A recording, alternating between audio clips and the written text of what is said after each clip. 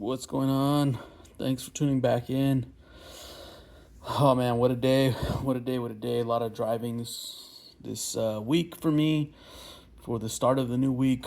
Trying to settle in. A lot has changed, man. I really went ape on the credit card. We ended up doing some shutters for the home, and that was very expensive. So we'll go through it right now. I had a lot of spending on my credit card, so I'm not too thrilled about that, but it is what it is. I need to get out of this hole, and I need to really learn to stop digging. I'm so embarrassed. I feel like an addict. Got a lot of shame when I look at my balances now, but we just keep pushing. Wanted to recap from the last video. We've had more downside in the market.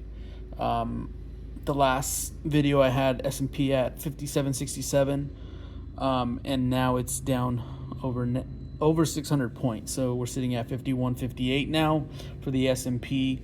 Again, just continue to buy the dip. And that's probably the hardest thing, is learning how to be patient, because you never know when this dip is going to happen. And most people buy pretty heavy in the beginning of the dip.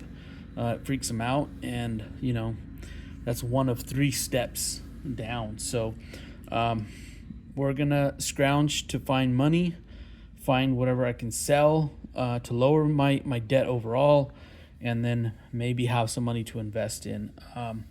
I looked at my Oxy position today. I'm down over $900, $928.16 to be exact. My traditional Roth has I'm holding 68 shares. I ended up buying a little bit more. That's down $410 or almost 13.5%. It's negative. Now my Roth IRA has 45 and a half shares, and it's down over $515, sporting a negative 22% return. So, man, Oxy is getting pummeled. I'm looking for more and more money, selling off, positions that I don't want or have changed as far as, my thesis on them, to kind of continue to buy more Oxy Petroleum shares. Oxy, I feel like this is what happened to me with Nubank. I've said it plenty of times. Oxy's Berkshire Hathaway's number 6 holding. So I'm going to continue to. It's pretty high on that. I think they have 40-something positions. I'm confident that Buffett has picked right, so I'm going to continue to buy. Personal loans. So my balance is at $11,650. I made my first payment. They took about $90 in interest, so that's a lot better than the $300 that I was paying. Close. No, I think it was around $200 and something that I was paying. So that's good. The only bad side is that I'm continuing to use my credit card. I need to learn to control myself with the spending. At first, I was just buying groceries and gas, and that's how I was kind of like keeping track of it. And then little by little, I started buying other things.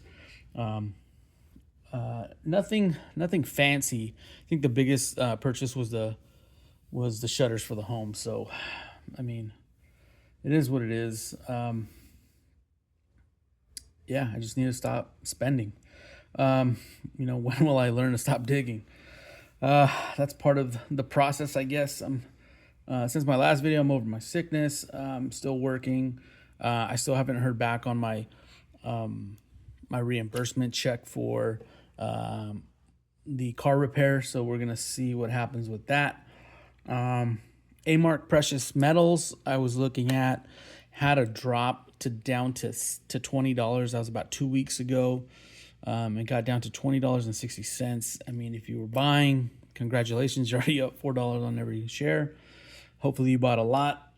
That's going to be one of the ones, again, for the future. We talked about the S&P. Now it's sitting at 51. It was at 57 in my last video. So it continues to drop, and it has that little kind of lump of dropping even more. So we'll see what happens. I may think twice about having a positive return this year and going into the negative territory, because it just looks like nothing is getting solved and there's just more problems and more problems. So to me, I think we're going to have, a negative return this year. So try to average down all your positions, I would say. Berkshire Hathaway B even took a dump from my last video. It had a drop. It went from $537 down to $490. That was the dip. That's when you wanted to get in. It shot back up. Everyone started buying, got up to $530, and now it's trickling back down. If this is the first drop of 3, then we can probably see in the 400, the low 400s. I'm hoping that happens.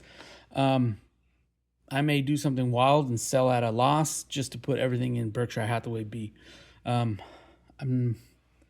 I don't know. We'll see how it plays out. SPLG, same thing as well. This is for a month.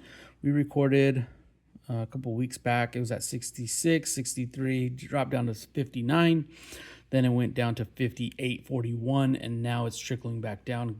Went back up to 63, but now it's trickling back down. So again, if you have this just averaging in, just keep averaging and buying as many as you can as you get paid.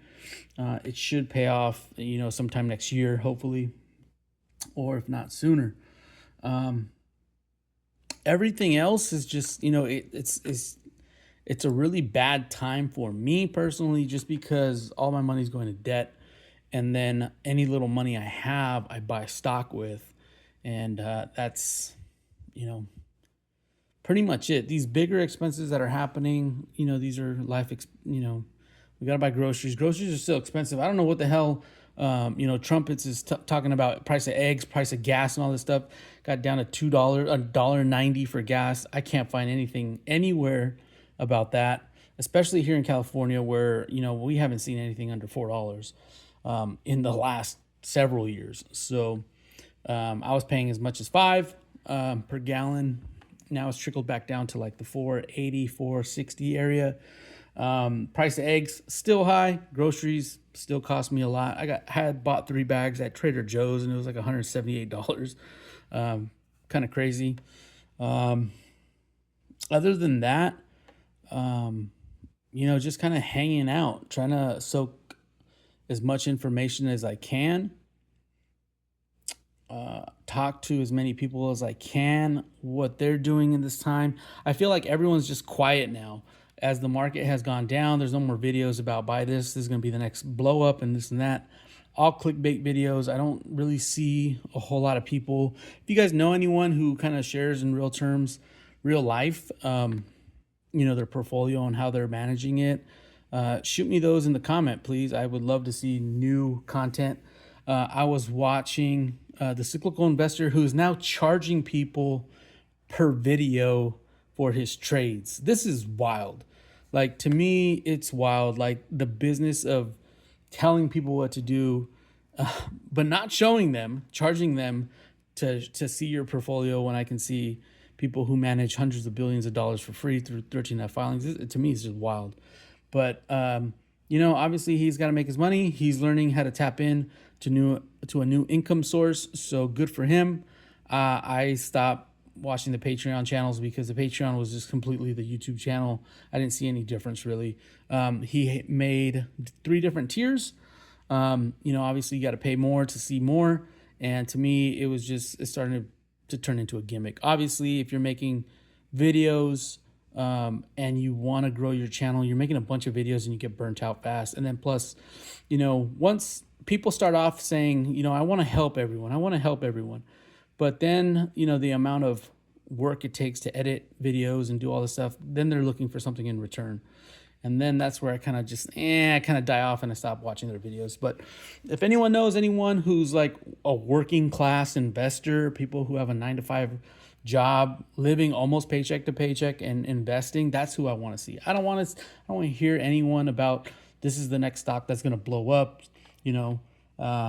This $1,000 will change your life. Like, I'm not interested in any of that. I was looking for working class Americans who are just investing their extra dollars and that's it. I don't want to subscribe to your channel. I don't want to join your Patreon. I don't want to join any of that stuff. So that's what I'm looking for. So if anyone has really good channels that are like that, shoot them to me, please. Sorry about the rant, but I just keep seeing more and more, and it's just, I don't know, just starting to get on my nerves, but it is what it is. Anyways, we'll cut the video there. Thank you again for tuning in. If you want to engage with me, be in the comments. Thanks for watching. Happy blessings. Happy second.